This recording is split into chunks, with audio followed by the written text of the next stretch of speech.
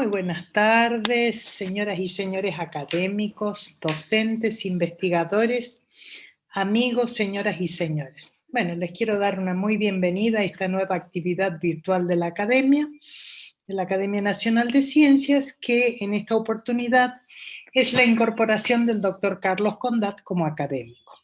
Como ustedes saben, la Academia le confiere el título de académico a quienes se han dedicado al cultivo y desarrollo de las ciencias exactas y naturales con un mérito muy destacado. Y es por esto que el acto de incorporación de un nuevo académico es sin ninguna duda para la Academia una de las actividades más importantes que ella realiza, porque son sus académicos los pilares que le permiten cumplir con la misión de contribuir al desarrollo de la ciencia, al desarrollo de la educación y a una mejora en el bienestar general de la población.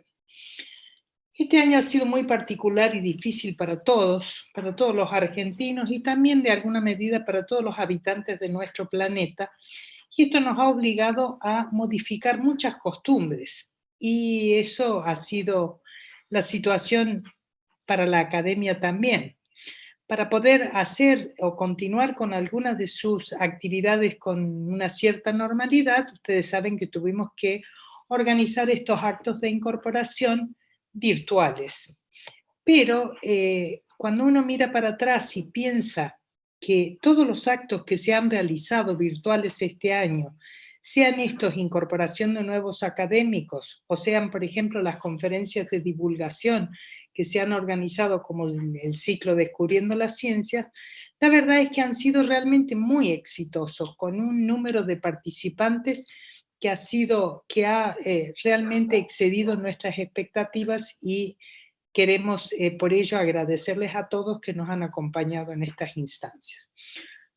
Hoy vamos a escuchar la disertación del doctor Carlos Condat. Esta va a ser la penúltima incorporación que tendremos este año. Ya hemos incorporado 8 nuevos académicos este año, con el doctor Condat de esta tarde, y nos queda una más, el del doctor Carlos Frasch, que se va a incorporar el 27 de noviembre. Este año habremos incorporado 10 nuevos académicos. Nos queda pendiente la incorporación de 3 académicos que ya han sido aprobados como tales y que por diversas razones no hemos tenido la oportunidad todavía de organizar sus actos de incorporación, su formalización de incorporación. Pero eso lo vamos a hacer el año que viene. También dentro de las actividades que se han desarrollado este año, se ha evaluado postulaciones de nuevos académicos y ya se ha culminado con el largo y riguroso proceso de evaluación y reconocimiento por pares, sean pares de esta academia o de otras academias nacionales o del extranjero, y la comisión directiva ya ha aprobado la incorporación como académico de 16 nuevos académicos, algunos de ellos residentes en el país y otros del extranjero. Así que el año que viene, en el 2021, vamos a tener estos 16 incorporaciones, no sé si vamos a alcanzar a hacerlas a todos, más las incorporaciones que nos han quedado pendientes de este año. Hoy le vamos a solicitar al académico, el doctor Reinaldo Gleiser, que lo presente al doctor Condat. Al doctor Condat le damos una muy bienvenida formal, porque en realidad Carlos es profesor de nuestra Universidad Nacional de Córdoba, y aún antes de que él hubiera formalizado su incorporación, lo hemos invitado a que forme parte de comisiones asesoras de la academia, porque realmente era muy valioso su consejo, así que nos ha ayudado mucho el año pasado y parte de este año también. Así que en realidad esta casa ya es suya, pero igual le damos una muy cordial bienvenida. Pero antes de pasarle la palabra al doctor Gleiser, quiero hacer 2 anuncios. Este año, entre las actividades virtuales que se están organizando, está la Noche de los Museos de Córdoba, que, van a ser virtual, va a ser la Noche de los Museos virtual, va a ser el 20 de noviembre, los museos van a abrir sus puertas esa noche, con una serie de actividades organizadas por la Universidad Nacional de Córdoba, la Municipalidad de Córdoba y el Gobierno de la provincia de Córdoba. Como la Academia alberga en su edificio 4 museos de la universidad, Nos han invitado también, como todos los años, a participar, así que también la Academia está organizando actividades interactivas para toda la familia. Así que a los que les gusta esta actividad de la Noche de los Museos, les aconsejo que estén atentos, porque pienso que la semana que viene quizás no, pero ya la otra va a estar en la página nuestra, en la de la universidad, toda la información referente a toda la actividad que va a haber esa noche, que va a ser diferente, pero seguramente va a ser tan interesante como siempre. Y por último, ustedes saben que nuestra academia fue fundada por Sarmiento, que además de fundar la academia, en su afán por promover la educación y el desarrollo científico en el país, también fundó el Observatorio Astronómico de Córdoba, muy poco tiempo después de haber fundado la Academia Nacional de Ciencias. Es así que hoy el observatorio cumple 149 años desde su fundación. En realidad, en este momento están haciendo el acto celebratorio de los 149 años. Lamentablemente se han superpuesto los dos actos, pero ahora iba a dar una conferencia el doctor Oscar Reula, que es un académico nuestro también y también profesor de la Universidad Nacional de Córdoba. Iba a dictar la conferencia todo lo que usted siempre quiso saber sobre agujeros negros y nunca se animó a preguntar. Así que también lo van a pasar lo están pasando por YouTube ahora, pero seguramente eso se graba, así que le vamos a pedir a los de los observatorios que después nos pasen el link para aquellos que la quieran ver mañana o la semana que viene. Entren en la página de la academia y van a encontrar la información para poder seguir este acto celebratorio. Pero le queremos dar un gran abrazo a los del observatorio y, por supuesto, al doctor Condat una muy cordial y formal bienvenida a la academia. Doctor Gleiser, si usted quiere hacer la introducción, muchas gracias. Bueno, buenas tardes a todos. Y por supuesto, en primer lugar, quiero agradecer a la Academia por la invitación para hacer la presentación del doctor Carlos Condat en este acto de su incorporación a la misma. Conozco al doctor Condat y aprecio sus relevantes cualidades de aquellos lejanos tiempos en los que de alguna manera nos iniciábamos. Él, en su condición de estudiante de física, y yo como docente, en aquel IMAF, ahora FAMAF-C, se agregó la C de conmutación, en el que tanto había por hacer. Y es también un gran gusto y orgullo comprobar todo lo que se ha podido lograr a pesar de los inconvenientes y gracias fundamentalmente a los esfuerzos de personas como Carlos Condat. Y esto es tanto más relevante si se tiene en cuenta lo que dicta el Estatuto de la Academia respecto de quiénes pueden ser sus miembros. En su artículo 5 especifica: el título de académico constituye un honor que se confiere a quienes se hayan dedicado con relevante mérito al cultivo y desarrollo de las ciencias exactas y naturales. Y esto, además de sus otras cualidades personales, se aplica en todos sus términos a la actuación académica del doctor Condat. Voy a pasar a dar algunos detalles relevantes, ya que en interés de la brevedad no puedo extenderme demasiado. El doctor Condat nació en Córdoba en 1951 y cursó la licenciatura en física en el IMAF entre 1969 y 1973, siendo uno de los estudiantes más destacados. Completó el máster de ciencia en la Universidad de Massachusetts de Amherst en mayo de 1980 y el doctorado en física en la misma universidad en mayo de 1982. Finalizado su doctorado luego de 2 años en la FAMAF, realizó estudios postdoctorales en el Institute for Physical Science and Technology en la Universidad de Maryland y luego fue profesor en la Universidad de Constance en Alemania y del Instituto Politécnico de Torino, con varias visitas posteriores a cada uno de estos lugares. Fue profesor asociado y luego profesor titular en la Universidad de Puerto Rico. Ha sido invitado a formar parte de la New York Academy of Sciences y de la American Association for the Advancement of Science. Regresó a Córdoba en 1998, reincorporándose a la FAMAF, donde en la actualidad se desempeña como profesor titular. En relación a su carrera en el CONICET, se incorporó también en 1998 y actualmente es investigador superior desde marzo de 2016. El doctor Carlos Condat es un distinguido investigador reconocido internacionalmente en las áreas de la biofísica y la biomatemática. Jugó un papel protagónico en la generación de grupos de teoría de la materia condensada de FAMAF que dirige desde 2013. Ha tenido otras importantes responsabilidades en FAMAF, en particular es el director del Instituto de Física Enrique Gaviola, dependiente de la UNC y del CONICET desde 1915. Desde 2015, perdón. Tan viejo no es. Ha tenido además una importante actuación en gestión, tanto en el CONICET, donde se desempeñó como coordinador de comisiones asesoras, como en la Universidad Nacional de Córdoba, como prosecretario de Relaciones Internacionales de la FAMAF y como miembro del Consejo de Relaciones Internacionales de la Universidad Nacional de Córdoba. El doctor Carlos Condat se formó como investigador en teoría de la materia condensada, generando trabajos importantes para la mecánica estadística de sistemas no lineales, la teoría de reacciones controladas por difusión y la teoría de la localización de la luz y el sonido.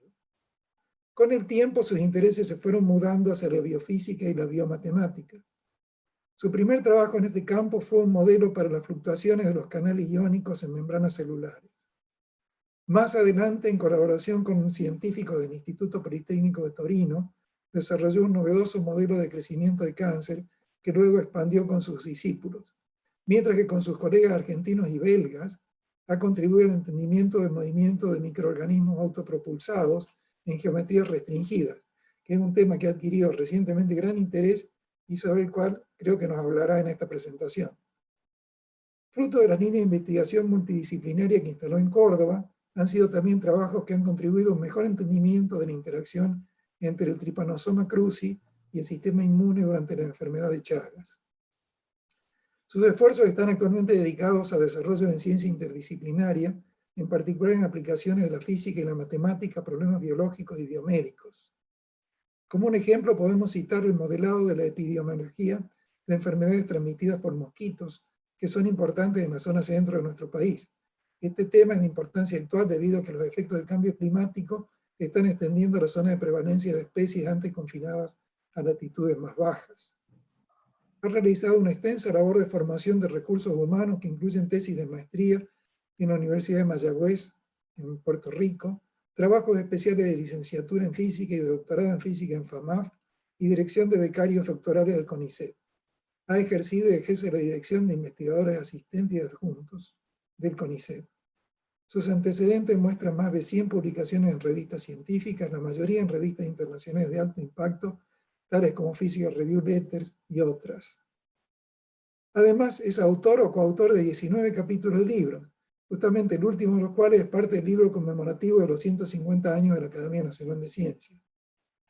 Es actualmente miembro del editorial board de Biomedical Physics and Engineering Express, una revista del renombrado Institute of Physics inglés. Sus proyectos han recibido subsidios de múltiples instituciones nacionales e internacionales, destacándose entre estas últimas la National Science Foundation, la Research Corporation y el gobierno italiano. Sus trabajos, por otra parte, registran un alto número de citas internacionales. Ha realizado numerosas presentaciones tanto en reuniones nacionales y regionales como en reuniones internacionales, incluyendo reuniones de la American Physical Society. Ha actuado como miembro de comités organizadores de reuniones nacionales e internacionales. Y como fuera mencionado anteriormente, el doctor Condat ha sido científico visitante en instituciones académicas de prestigio, habiendo dictado seminarios invitados en esta y otras instituciones del país y del exterior, tales como la Universidad Tecnológica de Dresden, el Centro de Investigaciones Jülich y las universidades Yeshiva de Leuven y de Puerto Rico. Ha dirigido proyectos de investigación plurianuales del CONICET, PICT, de la Agencia Nacional de Promoción Científica y Tecnológica, de cooperación científica entre el CONICET y la National Science Foundation, así como muchas otras. Por lo expresado y otras que he dejado de lado, por su destacada figura a nivel internacional y por sus importantes aportes al desarrollo de la biofísica en la Universidad Nacional de Córdoba, considero que la incorporación del doctor Carlos Condat a nuestra academia es un merecido reconocimiento a su labor y un motivo más de prestigio para nuestra institución. Muchas gracias y con esto dejo a ustedes con el doctor Condat. Muchas gracias, Reinaldo, por tu generosa presentación. Fue con gran alegría que recibí la designación como miembro de esta prestigiosa academia. Este ha sido un reconocimiento muy importante para mí cuando uno sabe que ineluctablemente se está acercando al final de la carrera científica. El reconocimiento es debido en buena medida también al esfuerzo de mis colaboradores y estudiantes a través de los años. Agradezco por esta designación a las autoridades de la academia y a quienes me propusieron para el ingreso. Estoy también agradecido a mi familia, a mis padres por darme un excelente ejemplo de esfuerzo y dedicación, y a mi esposa y 3 hijos que se aguantaron vivir en diversos países como lo requirió mi carrera. Como dijo el doctor Glaser, ingresé al entonces Instituto de Matemática, Astronomía y Física en 1969. Fue el año de Cordobazo muy complicado, como lo fueron los años que siguieron. Pero tenía algunos elementos a mi favor. En particular, hubo algunos excelentes docentes, como los entonces recientemente doctorados Hugo Nazareno, Reinaldo Glaser y Víctor Amiti, los 2 últimos miembros de esta academia, y el doctor Alberto Maistegui, que la presidió. Precisamente con el doctor Maistegui, que era director del IMAF, tuvimos muchos encontronazos mientras yo integraba la dirección del centro de estudiantes, pero el doctor Maistegui era un caballero y los encontronazos fueron siempre respetuosos y con el tiempo uno pudo aprender a entender sus posiciones. Yo aquí había preparado hacer un poco de historia personal mía, pero el doctor Glaser fue muy exhaustivo, así que no voy a repetir nada. Y voy a ir directamente a mi presentación. Bueno, primero voy a repasar rápidamente quienes han colaborado conmigo a través de mi historia científica. Aquí menciono los nombres de las personas y las instituciones a las cuales pertenecen, en particular marcado con rojo a quienes han sido mi de doctorado. El primero de ellos fue Gustavo Sibona, que hizo su doctorado mientras yo estaba todavía en Puerto Rico. En la área de biofísica y biomatemática, a la cual me dediqué a partir de alrededor del año 2000, trabajé en varios temas, en el transporte de canales iónicos, en modelo de Chagas. Aquí Agustín Ferrieres está haciendo su doctorado, en modelos poblacionales de mosquitos, estudio de ritmos circadianos, en modelado de cáncer, hemos hecho bastante trabajo y con muchos colaboradores. Allí Silvia Menchón hizo su doctorado y Lucía Benítez lo está haciendo actualmente. En dinámica de bacterias hizo su doctorado Mario Di Salvo y también Iván Verdaquín, que también trabajó en la dinámica de espermatozoides. Y en otros problemas, como problemas de ecología, se doctoró Lucas Barberis. Como ustedes ven, en una temática bastante diversificada, entonces no me fue muy fácil elegir el tema que exponer. En realidad lo que me decidió fue que en un par de congresos los físicos me observaron que siempre hablaba de temas ligeramente desagradables, como hablar de cáncer o hablar de Chagas u otras enfermedades. Entonces decidí, bueno, vamos a hablar de algo que sea más inocente, como el movimiento de las bacterias y el movimiento de los espermatozoides. Entonces, en efecto, en la charla de hoy vamos a hablar un poco sobre la exploración espacial por parte de las bacterias, que son los ratchets, es decir, cómo se orienta y rectifica el movimiento bacteriano. Y luego vamos a estudiar el movimiento de espermatozoides en 2 dimensiones y cómo se puede direccionalizar útilmente ese movimiento. Bien, las bacterias pueden ser mótiles o no mótiles. Las que nos interesan son las bacterias mótiles, que tienen un sistema de propulsión que está en general basado en el mismo principio. Algunas de ellas tienen un solo flagelo para propulsarse, como esta de aquí. Otras tienen múltiples flagelos como Escherichia o Salmonella. El tamaño es típicamente del orden de micrón para el cuerpo de la bacteria y de unos 10 o 15 micrones para los flagelos. ¿Cómo se mueven las bacterias?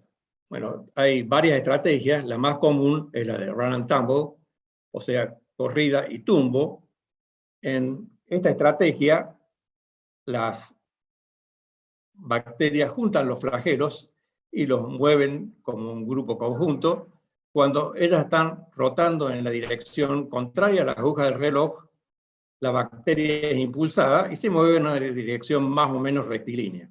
Repentinamente, los flagelos se separan, después de un lapso del orden del segundo, y la bacteria se detiene inmediatamente. Ese es un efecto del bajo número de Reynolds que reina a estas dimensiones y que hace que la fricción domine, la inercia desaparece y la bacteria se detiene sobre una distancia que es menor al diámetro de un átomo de hidrógeno.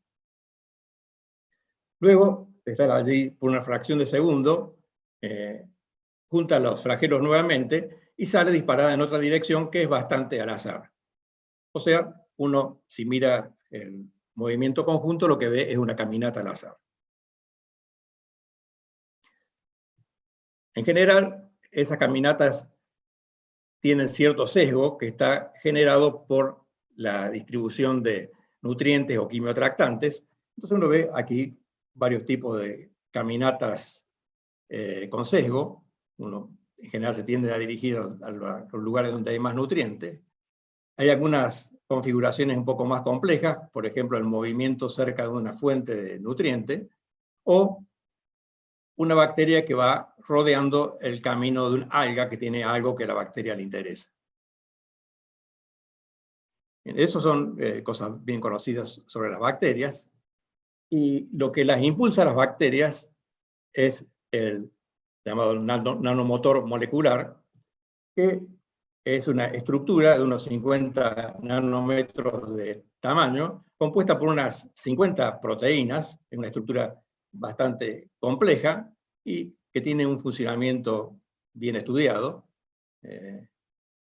El motor funciona por la fuerza protón motiva, que es generada por el tránsito de protones a través del motor, que hace que el rotor del motor gire, y eso mueve este gancho, que a su vez mueve al flagelo que está detrás.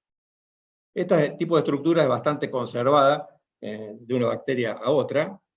En las bacterias marinas, el ion que genera la fuerza es el ion sodio, en lugar de los protones, pero la estructura es siempre más o menos la misma. Para la evolución es algo un poco complicado explicar cómo se generó este motor tan complejo para generar un fin tan preciso como el mover los flagelos. Eso he visto unas cuantas discusiones interesantes. Bueno, ¿cómo se alimenta la bacteria? Nos va a interesar a nosotros en particular cómo se alimentan las bacterias que nadan en los océanos. Los océanos son en general lugares donde hay poco nutriente, y casi todo el nutriente está acumulado en lo que se llama nieve marina, que son partículas orgánicas que contienen una alta concentración de bacterias que se las disuelven. Ellos transforman el carbono dentro de estas estructuras de tamaño del orden del centímetro.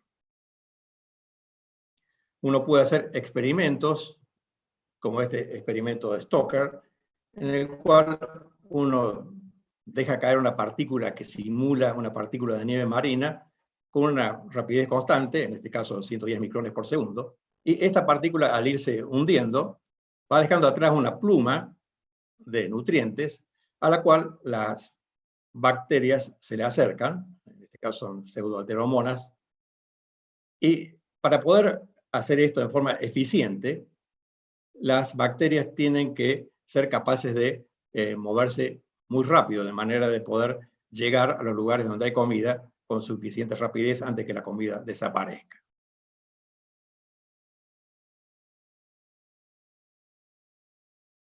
Bien, como les digo, las bacterias marinas en general son muy rápidas. Las más rápidas que he visto son estas dos, Ovobacter y Thiobulum. Esta se mueve de un orden del milímetro por segundo. tiene unos 300 o 400 flagelos. El TiO1 se mueve un poco más lento, también tiene muchos flagelos, pero si uno mira las proporciones, esta velocidad corresponde a unos 300 o 400 longitudes de la bacteria por segundo. O sea que es una velocidad fenomenalmente alta. Y eso, por supuesto, influye en el consumo de energía. Entonces, nosotros decidimos con Mario Di Salvo estudiar algunas propiedades del movimiento bacteriano en un fluido. En particular, nos interesaba el volumen de la región que puede explorar una bacteria y también la contribución del movimiento a la absorción de nutrientes, que es inicialmente por difusión, pero queríamos ver si la velocidad relativa de la bacteria con respecto al fluido podía actuar sobre eso. Y para hacer un modelo del uso de la energía y el movimiento bacteriano, uno tiene que tener algunos elementos en cuenta. Tenemos que tener en cuenta la absorción de los nutrientes, cómo se almacena la energía. Esa energía es dedicada en parte a usos metabólicos y otra parte a los motores. Los motores, en combinación con el fluido, que es importante para las bacterias más pequeñas, generan el movimiento que uno lo va a caracterizar por la posición, la velocidad y el coeficiente de difusión. Todo esto actuando a un número muy bajo de Reynolds. O sea, en un régimen donde la disipación por fricción es el elemento dominante y la inercia es irrelevante. Bueno, yo no voy a escribir ninguna ecuación sobre esto, pero vamos a decir algunos puntos fundamentales tomados en cuenta por el modelo. Primero, la potencia que entrega un torque tau es, como uno ve en física elemental, igual al producto entre el torque, que a su vez puede depender de la frecuencia de rotación, y la frecuencia de rotación. Los experimentos han demostrado que la velocidad de traslación de la bacteria es proporcional a la velocidad de rotación de los flagelos. Eso se demostró primero para bacterias de un solo flagelo como Vibrio, y después para bacterias multiflageladas como Salmonella. Entonces, en el modelo uno propone que la potencia generada por los motores sea proporcional a una cierta potencia de la velocidad con la cual se mueve la bacteria, o sea, a la misma potencia de la velocidad de rotación de los flagelos, debido a esta relación de aquí arriba. Entonces, un objetivo del trabajo fue encontrar qué valor del exponente Xi, este exponente de aquí, optimiza la búsqueda de nutrientes en un medio oligotrófico como el océano, donde vimos que la búsqueda era importante y crucial para el éxito de la bacteria en su subsistencia. Un método que elegimos fue estudiar cuán lejos puede viajar la bacteria si no absorbe nutrientes, es decir, cómo va de un grumo a otro. Bien, los cálculos se pueden hacer en forma analítica, en buena medida, y afortunadamente uno puede llegar a una conclusión muy simple, que es que la máxima distancia lineal que puede recorrer una bacteria sin alimentarse tiene esta fórmula, que es extremadamente simple para hacer una fórmula final, y que nos dice que la distancia que puede hacer linealmente la bacteria va a crecer, este es un logaritmo, crecer logarítmicamente con la energía inicial disponible con la que parte. Esa distancia va a disminuir cuando yo gasto más en cuestiones metabólicas o cuanto mayor es el coeficiente de fricción. También depende del coeficiente de transferencia de energía a los motores, este D, de una forma un poco más complicada. O sea que hay un D intermedio que optimiza la distancia máxima recorrida. Eso uno tiene una fórmula bastante simple para estimar cuánto se puede mover si la bacteria se moviese en forma rectilínea. Ahora, de hecho, no lo hace, y uno puede calcular, en el caso de bacterias que hacen corridas y tumbos, cuál es el desplazamiento cuadrático medio y por lo tanto el volumen explorado por la bacteria cuando no encuentra comida. Uno puede hacer eso y se encuentra con que es un movimiento que es inicialmente difusivo, pero que se vuelve rápidamente subdifusivo debido a que el consumo de la energía hace que las corridas se vuelvan cada vez más cortas. Entonces uno tiene una caminata al azar que es al principio difusiva, después se vuelve subdifusiva, y uno puede encontrar, haciendo eso, cuál es el volumen de la región explorada. Aquí un resultado interesante se muestra en esta gráfica, donde mostramos el volumen en centímetros cúbicos que exploraría una bacteria que no tenga acceso a comida. En la abscisa está el radio de la bacteria. Por supuesto, el resultado depende del tamaño de la bacteria, porque las bacterias más grandes pueden almacenar más energía. Y también depende del exponente Xi. Y como uno ve, el volumen es maximizado si el exponente Xi es del orden de 1. Y ese es un resultado que nos resultó muy placentero, porque Xi igual a 1 corresponde a que el torque sea independiente de la velocidad de rotación del flagelo. ¿Y por qué nos pusimos contentos? Porque esta relación entre tau y omega ha sido medida para muchas bacterias, y aquí les muestro un gráfico típico. El torque es bastante constante para un gran rango de frecuencias de rotación para muchas bacterias.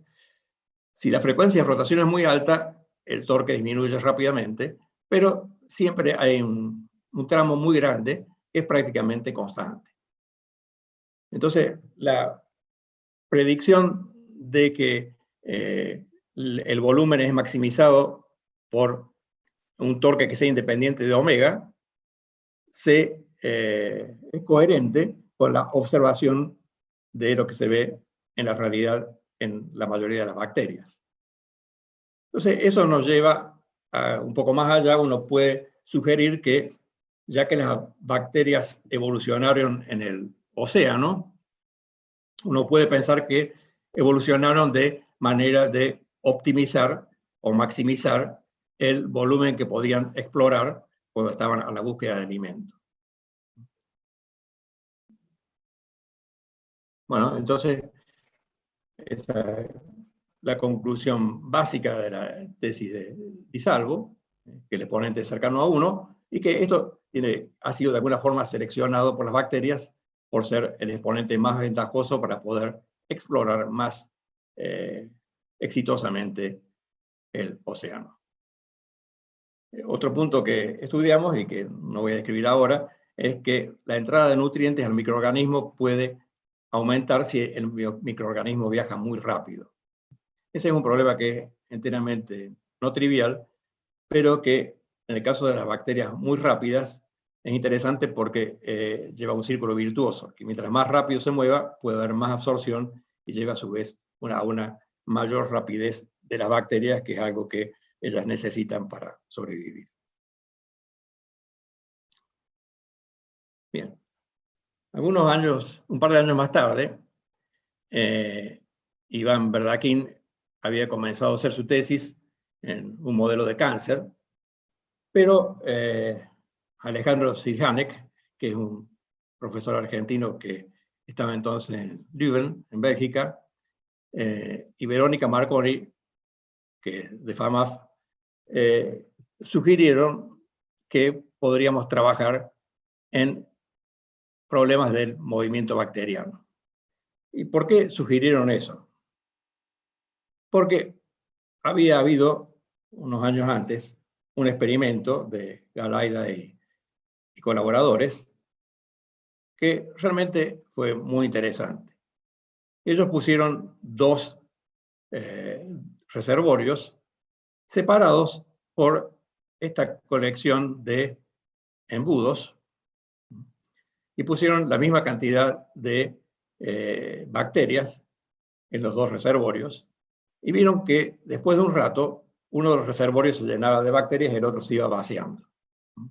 Entonces, este conjunto de embudos actúa como una bomba que extrae las bacterias, que en este caso eran Escherichia coli, y las pasa al otro reservorio.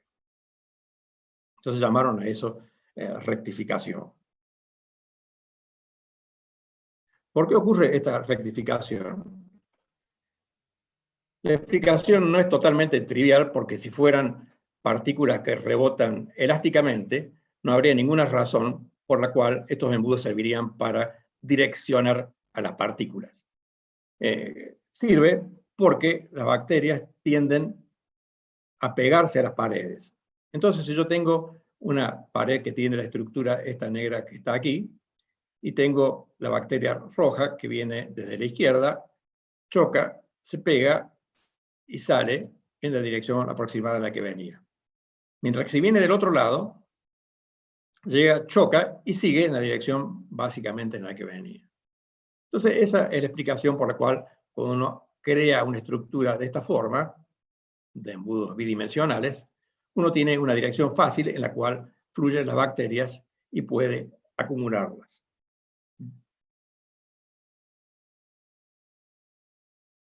Bueno, ¿cuál es la razón para este nombre Ratchet Taxis, que fue introducido por el grupo de Estrasburgo en 2015?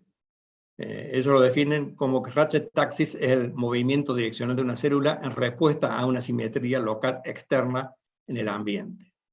Así como quimiotaxis era por un gradiente químico, esto por la existencia de estos ratchets. ¿Y qué es el ratchet? El ratchet es un trinquete, es una rueda dentada que tiene un gatillo que permite el movimiento en una sola dirección. Y es básicamente lo que está ocurriendo con estas estructuras bidimensionales.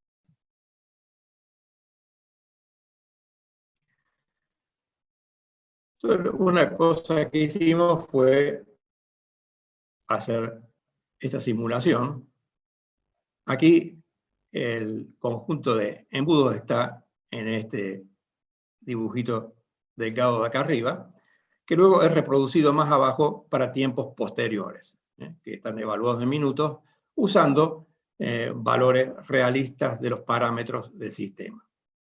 Aquí se pusieron inicialmente dos tipos de bacterias, la Escherichia coli silvestre, que está marcada en rojo, y un mutante que solamente difiere de la silvestre por la longitud de las corridas. Entonces, son iguales, nada más que las corridas del mutante son más largas. Como son más largas, hay menos tumbos, y si hay menos tumbos, hay menos posibilidades de que la bacteria se despegue de la pared. Aquí vemos lo que pasa a medida que el tiempo avanza. Con el tiempo avanza, la mutante empieza a separarse y se mueve cada vez más rápido en la dirección fácil, mientras que la otra también se mueve en la misma dirección, porque está impulsada por el mismo efecto, pero mucho menos eficientemente. Entonces, después de algunos minutos, uno ve que puede separar las dos poblaciones en forma bastante limpia y no destructiva.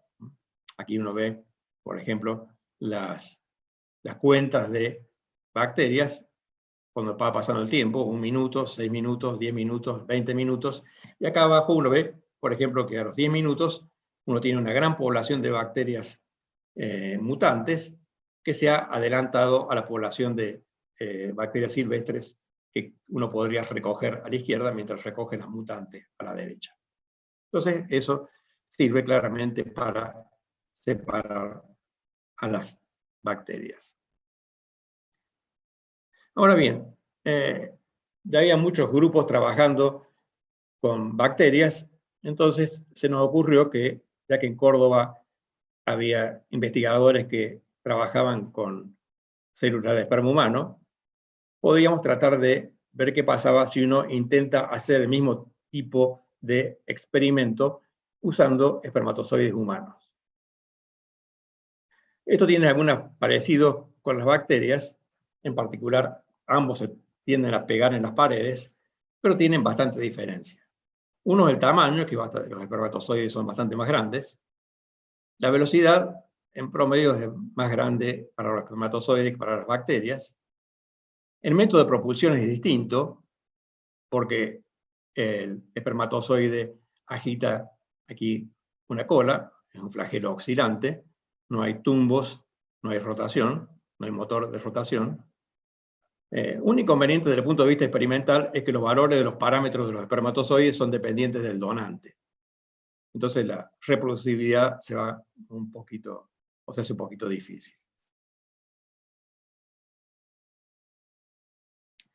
Bueno, este trabajo menciono quienes lo hicieron. En Leuven fueron 3 físicos, Joe Jerajan, Moshalkov, Sirhanek. En Córdoba, el estudiante de Verdaquín y Verónica Marconi y yo. Y los biólogos fueron Laura Giojaras y Alejandro Guidobaldi de IBIT y la Facultad de Ciencias Exactas.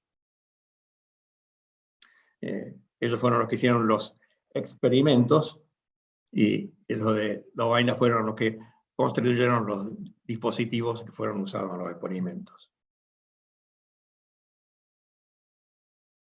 Bueno, es bastante bien conocido cómo se mueven los espermatozoides en 3 dimensiones. Aquí tenemos un movimiento típico, es más o menos rectilíneo, y estas oscilaciones son las oscilaciones de la cabeza del espermatozoide, que muchas veces es lo que se sigue. Entonces, un movimiento típicamente rectilíneo adentro del interior de un fluido. Para ver qué pasa en 2 dimensiones, primero se hizo un modelo simulacional en el cual la dinámica del espermatozoide se representa por el movimiento sobreamortiguado de discos autopropulsados. Entonces uno, además de dar las ecuaciones de movimiento, tiene que fijar algunas reglas para lo que pasa cuando un espermatozoide o un disco se encuentra con otro, y también qué pasa cuando se encuentra con las paredes y en qué condiciones puede escaparse. El escape de las paredes no puede ser por tumbos, porque no tienen tumbos, pero sí puede ser porque el espermatozoide cabecea, entonces en un momento dado puede separarse. También podría ser que el espermatozoide se encuentre con otro espermatozoide, lo cual también lleva a la posible separación de la pared. Bueno, en cuanto a experimentos, se generó una cámara de 23 micrones de espesor, cuya parte inferior es de un material llamado SU8, es una especie de epoxi, y la tapa es de vidrio, y se ponen los espermatozoides aquí adentro. Entonces se puede ver que cuando el espermatozoide está cerca del centro del sistema, o sea, lejos de la tapa y del fondo, su movimiento es relativamente lineal. Cuando se acerca al fondo, o a la tapa, el espermatozoide empieza a tener una trayectoria curvilínea. Cuando está cerca del fondo, tiene una trayectoria curvilínea que va en el sentido de la aguja del reloj. Si está cerca del tope, una trayectoria curvilínea que va en el sentido opuesto a las agujas del reloj. Cuando va entre el fondo y el tope, puede tener una trayectoria irregular, puede hacer cosas como este 8, en el cual uno de los círculos se hizo arriba y el otro abajo. Entonces, uno ve que la célula va alternando entre segmentos cuasi lineales y cuasi circulares. Este es un tipo de movimiento muy diferente de 3 dimensiones, y por lo que yo sé, todavía no se ha estudiado el régimen que está intermedio entre 2 y 3. Pero esto es bastante distinto de lo que pasa cuando uno tiene el espermatozoide libre en un sistema tridimensional. Uno puede explorar varias propiedades, por ejemplo, cómo se colisiona con las paredes. Aquí el espermatozoide viene, se pega a la pared y se mueve pegado. O acá viene y se despega. Y uno ve que la velocidad a lo largo de la pared es reducida sensiblemente, aquí está, con respecto a la velocidad en el interior del sistema.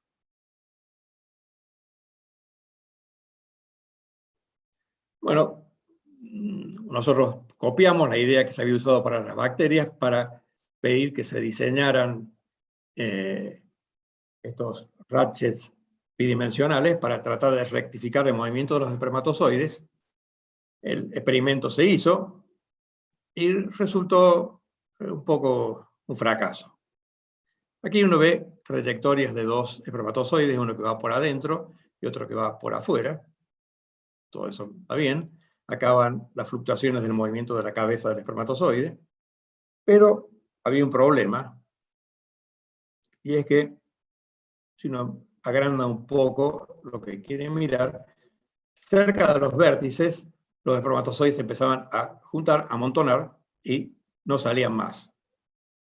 Entonces eso no ocurre con las bacterias, y nos llevó a la conclusión de que uno tenía que evitar los ángulos agudos.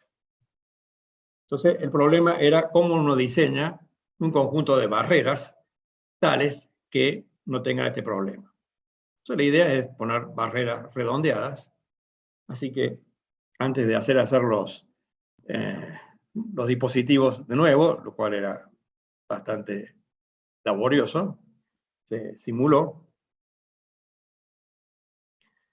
y una simulación interesante que se hizo fue tener un sistema como este, donde acá uno podía controlar el radio de giro, digamos, de la punta del dispositivo, y haciendo eso uno veía que si este radio era pequeño, entonces aquí se empiezan a amontonar los espermatozoides, y ese amontonamiento empieza a desaparecer a medida que hago crecer el radio. Aquí en este gráfico hemos representado la densidad de espermatozoides en esta zona, cercana a la punta, como función de este radio. A medida que, si el radio es muy pequeño, uno tiene 0,8 o 0,9 la densidad de espermatozoides en esta zona de aquí. Esto representa la densidad de espermatozoides en la zona gris.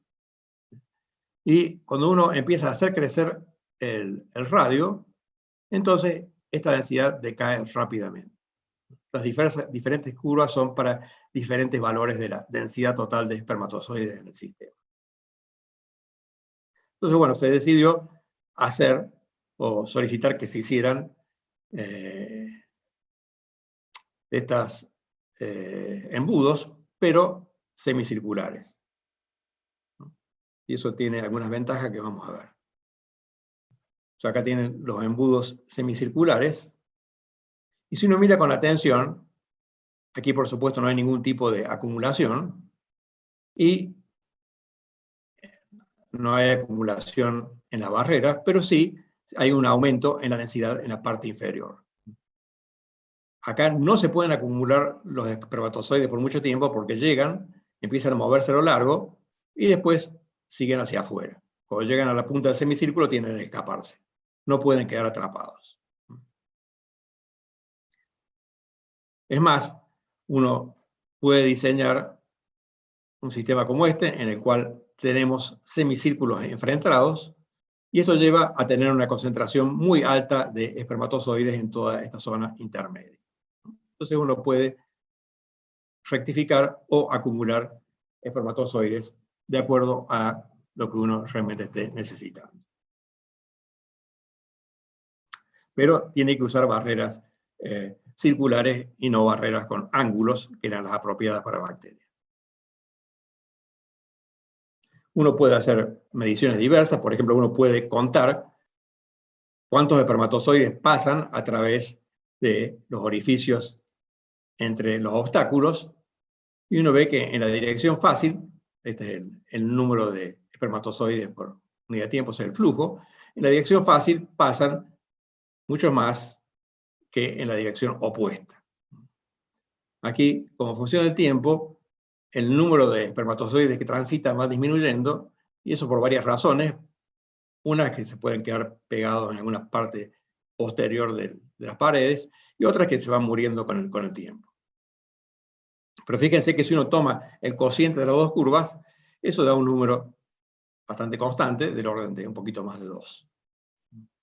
Eso lleva a que la concentración abajo empieza a crecer bastante con respecto a la concentración arriba, y vemos que si uno tiene 4 orificios, como en este caso, abajo tenemos del orden de 80-85% de los espermatozoides, mientras que arriba tenemos menos del 20%. Entonces hemos logrado separarlos con bastante eficiencia. Bueno, eso es experimental o de importancia un poco académica, pero podemos pensar en algunas aplicaciones que tienen utilidad práctica.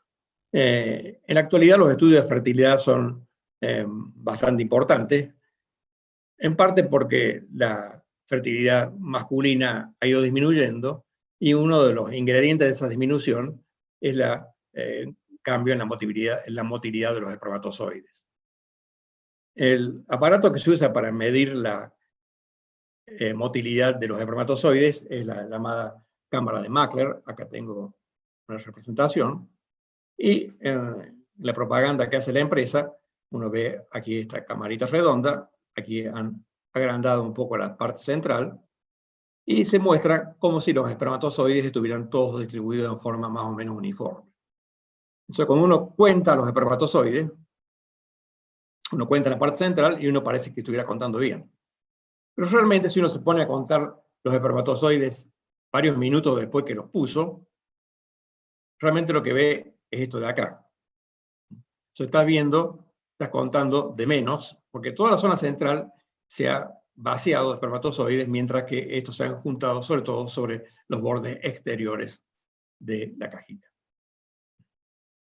Bien, entonces uno podría pensar en cómo diseñar una cámara más eficiente que la cámara de Mächler y que nos dé resultados más precisos.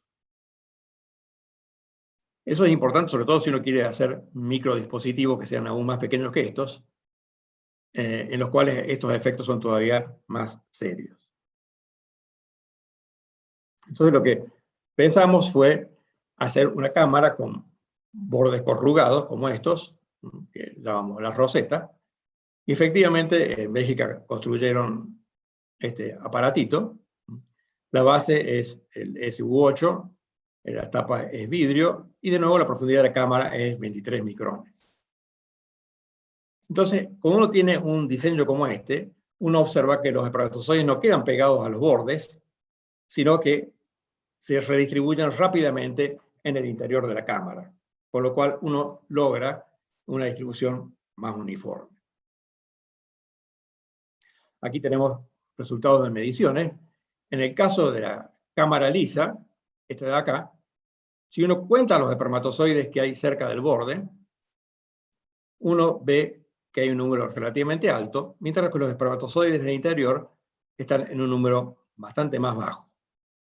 Mientras que si uno usa la roseta esta, la cantidad de espermatozoides o la densidad de espermatozoides en el borde es similar a la que hay en el interior, con lo cual uno logra una distribución mucho más uniforme.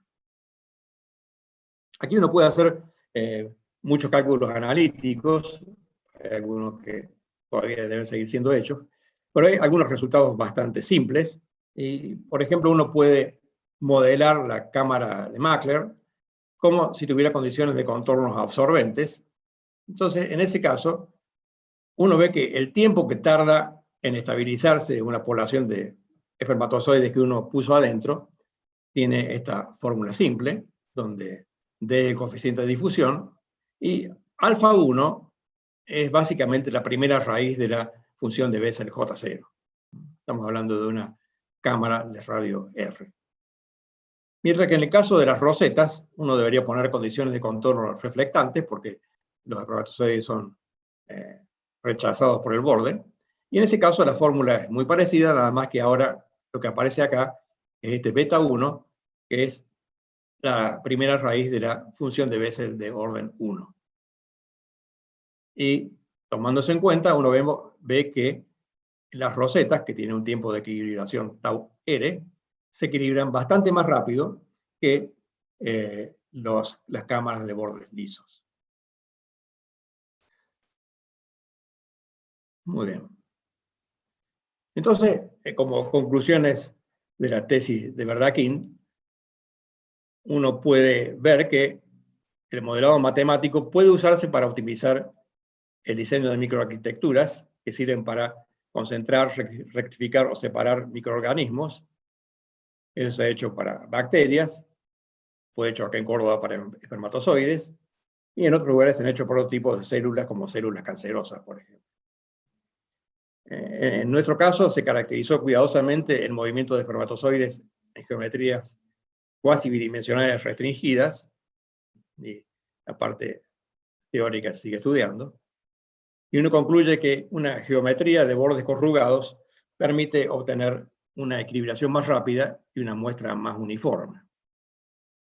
Entonces, el mensaje que yo quiero dejar con esta charla es que, bueno, la física sirve para entender los sistemas vivos y que el modelado matemático ayuda a entender los sistemas biológicos y a pensar experimentos y diseñar dispositivos. Esto es algo que ahora parece a mucha gente casi muy claro, pero que por muchos años fue bastante difícil de lograr que se entendiera, ¿no? Uno trataba de conseguir unos subsidios y la gente a veces era un poco reticente a permitir o a pensar que los físicos podían hacer alguna contribución útil a la descripción de sistemas biológicos. Muy bien. Muchas gracias por su atención.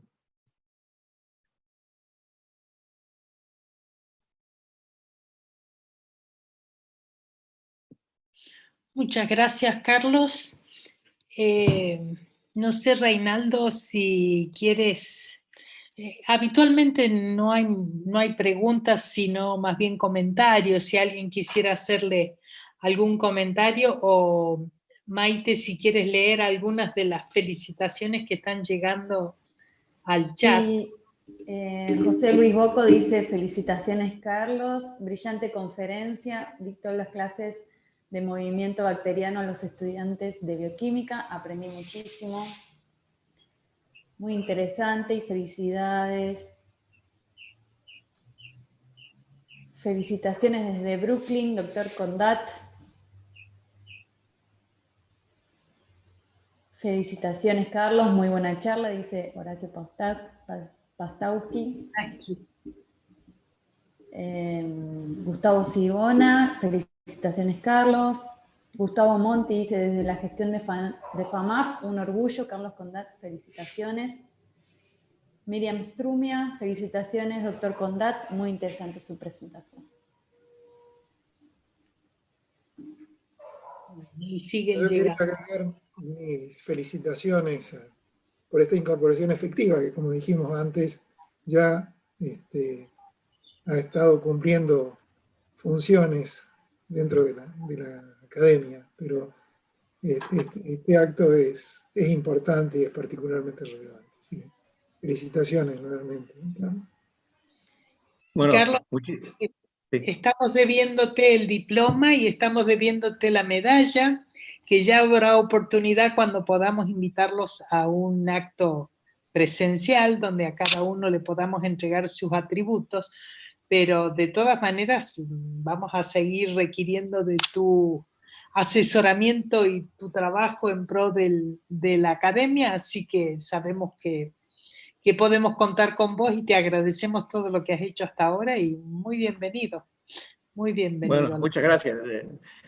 Hola, De hecho, hola. es relativamente poco lo que he hecho, pero estoy completamente a disposición para seguir colaborando con todas las tareas de la academia, por supuesto. Bueno, y agradezco a todos haber prestado atención a mi charla y me alegra que les haya gustado. Muy interesante, la verdad. Quería hablar. Maite, si abrís Sí. los micrófonos para que Sí, está habilitado para que quien quiera hacer se algún puede. comentario. Sí.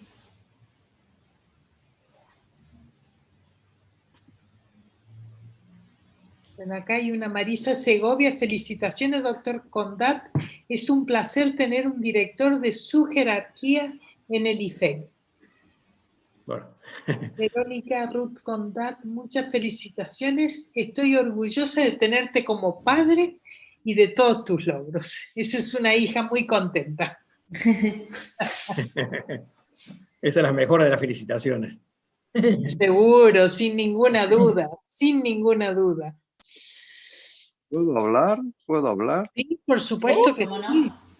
no? No, yo estaba diciendo que Carlos Condat fue un excelente alumno mío, brillante de mecánica cuántica en Córdoba, cuando yo era profesor allá. Y estoy muy feliz de verlo él, que ha hecho trabajo tan importante en esa área interrelacionada entre biología y física. Y como él dice, la física puede dar algún aporte valioso a esas otras ciencias naturales, digamos. Muy satisfecho y muchas felicitaciones, Carlos. Te la ganaste muy bien. Un gran abrazo, un abrazo digital, desgraciadamente, pero bueno, después lo veremos en persona. Bueno, muchas gracias, Hugo, un abrazo. Y en buena medida, como mencioné al principio, si pude salir adelante fue por los excelentes profes que tuve en el IMAF, como vos. Bueno, debo decir, Carlos, que has seguido probablemente la tradición, porque acá hay un mensaje de Benjamín Marco Longo que dice: aquí los que fuimos sus alumnos en sus materias en FAMAF, también estamos orgullosos de nuestro profesor. Felicitaciones de nuevo. Así que la rueda continúa, aprendemos de los profesores y dejamos algo en nuestros discípulos, así que propongo, si no hay otros comentarios, que todos abran sus micrófonos y le demos un fuerte aplauso a Carlos, que realmente se lo merece, solo por la charla de hoy, sino por toda su trayectoria. Así que,